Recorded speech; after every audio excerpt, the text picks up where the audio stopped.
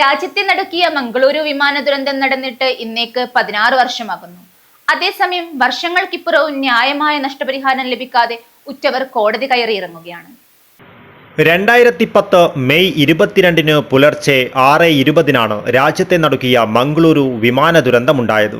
Air India എക്സ്പ്രസിന്റെ IX-182 Boeing വിമാനമായിരുന്നു അപകടത്തിൽപ്പെട്ടത്. 52 മലയാളികളും 6 air India ജീവനക്കാരും ഉൾപ്പെടെ 158 പേരാണ് ദുരന്തത്തിൽ മരിച്ചത്.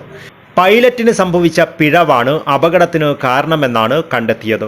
അപകടത്തിൽ 8 പേർ മാത്രമാണ് പരിക്കുകളോടെ അത്ഭുതകരമായി രക്ഷപ്പെട്ടത്. അതേസമയം വിമാന ദുരന്തം നടന്ന് 16 വർഷം പിന്നിടുമ്പോഴും മരിച്ചവരുടെ ആശ്രിതർക്ക് കൃത്യമായ നഷ്ടപരിഹാരം ഇനിയും ലഭിച്ചിട്ടില്ല.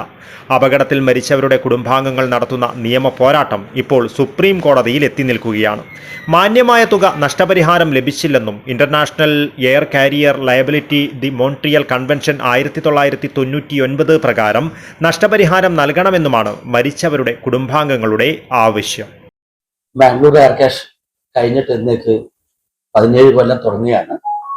2022 മുതൽ നമ്മൾ കേസ് ഏറ്റെടുത്തിട്ട് ആരിഫ് അസോസിയേറ്റ് ആണ് ഇപ്പോൾ നിയന്ത്രിക്കുന്നത്. ആരിഫ് സാറും കൂട്ടായ്മ. അപ്പൊ നമ്മൾ ഇന്ന് പ്രസ് മീറ്റ് വിളിക്കാനുള്ള പ്രധാന കാരണം 2022 ശേഷം അത്രയും ശക്തമായ നിയമ പോരാട്ടത്തിൽ നല്ല പുരോഗതിയിലേക്ക് വന്നിരിക്കുകയാണ്. അപ്പൊ ഇതില് നമ്മളിവിടെ റിട്ട് ചെയ്തിട്ടുള്ള കുറച്ച് പേരുടെ നമ്പറൊന്നും നമ്മൾ ചെയ്തില്ല. അപ്പൊ അവർക്കെല്ലാം ഇതൊരു അറിവായിട്ട് ഇത് വാർത്തയിൽ അറിഞ്ഞാൽ അവർക്ക് അറിയുന്നത്, അതിന് വേണ്ടിയിട്ടാണ് ഇത് ഇമ്പോർട്ടൻസ്. രണ്ടാമത്തത്, ഈ what is the importance Montreal convention, total international flight passenger are need to know what is our right, what is our compensation, അതാണ് നമ്മുടെ ലക്ഷ്യം. ഇപ്പൊ നമ്മൾക്കൊക്കെ ഇപ്പൊ ഞങ്ങളെ ആള് മരിച്ചുപോയി, അത് തിരിച്ചു കിട്ടുന്നതല്ല. ഇനി നമുക്ക് സുരക്ഷിതമായിട്ട് യാത്ര ചെയ്യണം. വളരെ റേറായി നടക്കുന്ന ഈ അപകടം നടന്നാൽ അതിൽ മിനിമം കിട്ടേണ്ടതായ കോമ്പൻസേഷൻ നമ്മൾക്ക് കിട്ടണം. അതാണ് നമ്മുടെ പ്രധാന ലക്ഷ്യം.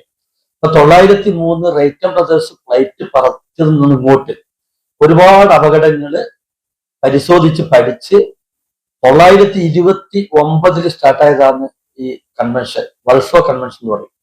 ഹാഗ് പ്രോട്ടോക്കോൾ 955 നയതന്ത്ര സമ്മേളനം വരെ ഹാഗില്, അതെല്ലാം UK ആസ്ഥാനമായിട്ട് കൂടിയിട്ടുണ്ട്.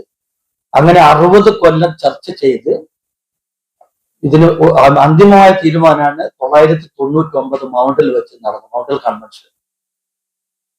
അതില് പൈസ ഇതിനൊരു സെറ്റിൽമെന്റ് അതിന് STR തലത്തിലാണ്.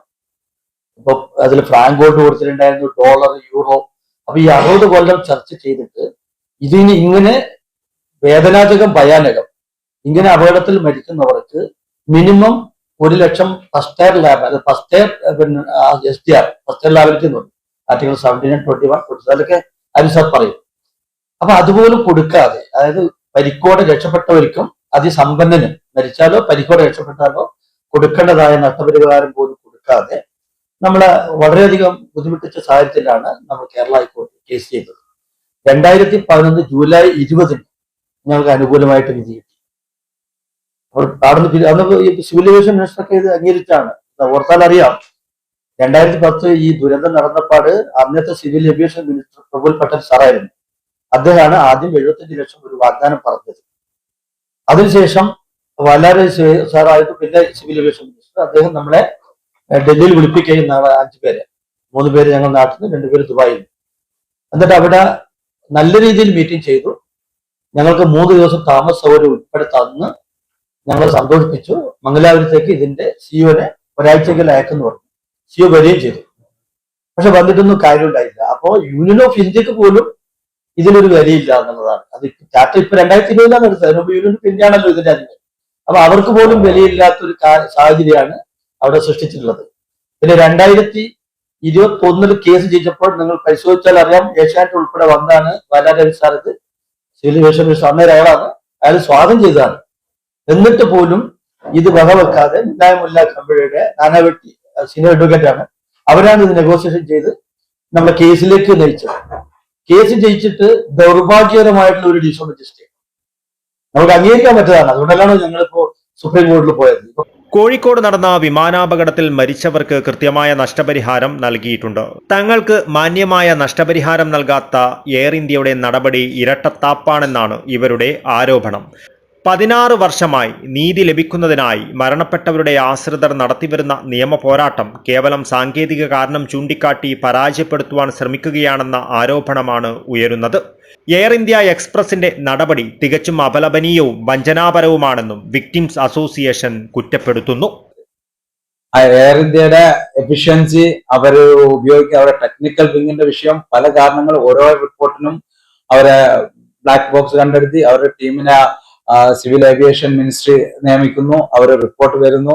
അതുപോലെ തന്നെ എയർ ഇന്ത്യ ടീമിനെ പ്രഖ്യാപിക്കുന്നു, അവർ ഇൻവെസ്റ്റിഗേഷൻ നടത്തുന്നു, അവർ റിപ്പോർട്ട് ചെയ്യുന്നു. പല കേസുകളിലും മാംഗ്ലൂരിൽ പൈലറ്റ് ഉറങ്ങിപ്പോയി എന്ന് പറയുന്നു. അതിന്റെ കാരണം അന്വേഷിച്ചു പോയ സമയത്ത് അദ്ദേഹം അതിനു മുമ്പ് 14 മണിക്കൂർ ഫ്ലൈ ചെയ്ത് UK എന്നോ US നിന്നോ 14 മണിക്കൂർ ഫ്ലൈ ചെയ്ത് ദുബായിലെത്തുന്നു. ദുബായിലെത്തി അദ്ദേഹം റെസ്റ്റ് എടുക്കാൻ അദ്ദേഹത്തിന് റൂം പോയത് പെട്ടെന്ന് അദ്ദേഹത്തിന് കോൾ വരുന്നു, നോ നിങ്ങൾ പോകാൻ പറ്റില്ല, ഇപ്പൊ പെട്ടെന്ന് മാംഗ്ലൂർക്ക് ഒരു ഫ്ലൈറ്റ് എടുക്കേണ്ടതുണ്ട് പറഞ്ഞിട്ട് റൂമിലോട്ട് വിശ്രമിക്കാൻ പോയ ഒരു വ്യക്തി, ഒരു പൈലറ്റിന് വീണ്ടും വിളിച്ചു വരുത്തി അശാസ്ത്രീയമായി മനുഷ്യരുടെ ജീവന് ഒരു വിലയും കണക്കാക്കാതെ അദ്ദേഹത്തിന് വീണ്ടും വിളിച്ചു വരികയും അദ്ദേഹം ഇതിൽ ഉറങ്ങിപ്പോവുകയും ഈവൻ അദ്ദേഹം it was hearing this snoring sound of pilot in the cockpit.